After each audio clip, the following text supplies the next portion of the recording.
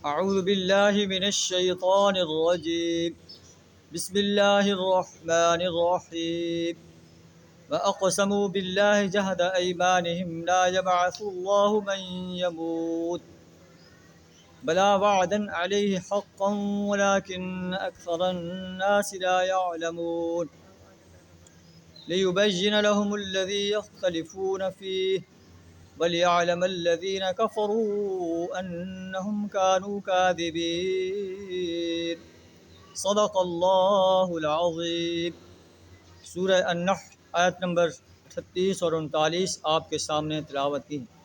ان کا ترجمہ کچھ اس طرح ہے: وَأَقْسَمُوا بِاللَّهِ جَهْدَ أَيْمَانِهِمْ، یہ لوگ اللہ کے نام سے کڑی کڑی قسمیں کھا کر کہتے ہیں لا يبعث اللہ من يموت، اللہ کسی مرنے والے کو پھر سے زندہ کر کے نہ اٹھائے گا.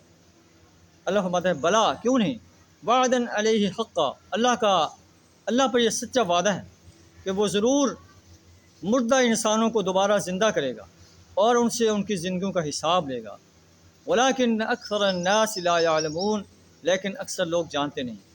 لیبین لهم الذی یختلفون فیہ، یہ اس لیے ہوگا کہ اللہ ان کے سامنے اس حقیقت کو کھول دے جس کے بارے میں یہ اختلاف کر رہے ہیں، اور کافروں کو یہ معلوم ہو جائے انہم کانوا کاذبین، کہ وہ جھوٹے تھے، کہ جو کہتے تھے کہ اللہ مرنے کے بعد دوبارہ زندہ نہیں کرے.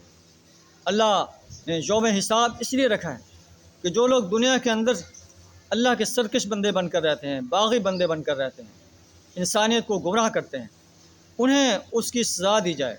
اور جو لوگ اللہ کی اطاعت کرتے ہیں، اللہ کے مسلم بندے بن کر رہتے ہیں، اللہ کی پرستش کرتے ہیں، اللہ کی غلامی اختیار کرتے ہیں، اللہ کی اطاعت کرتے ہیں، انہیں اس کا اجر دے دیا جائے.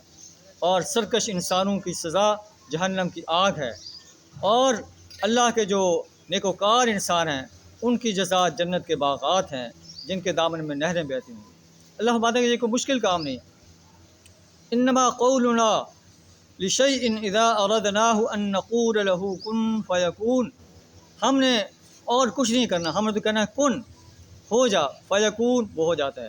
ہم کہیں گے کہ عالم حساب برپا ہو جائے اور وہ فوری برپا ہو جائے گا، اور پوری انسانیت اللہ کی عدالت میں کھڑی ہوگی، اور اللہ ہر انسان کو اپنی عدالت میں کھڑا کر کے پوچھے گا کہ تو نے اپنی جوانی کہاں صرف کی، فرصت کے لمحات کہاں صرف کیے، صحت کے لمحات کہاں صرف کیے، مال کہاں سے کمایا اور کہاں خرچ کیا.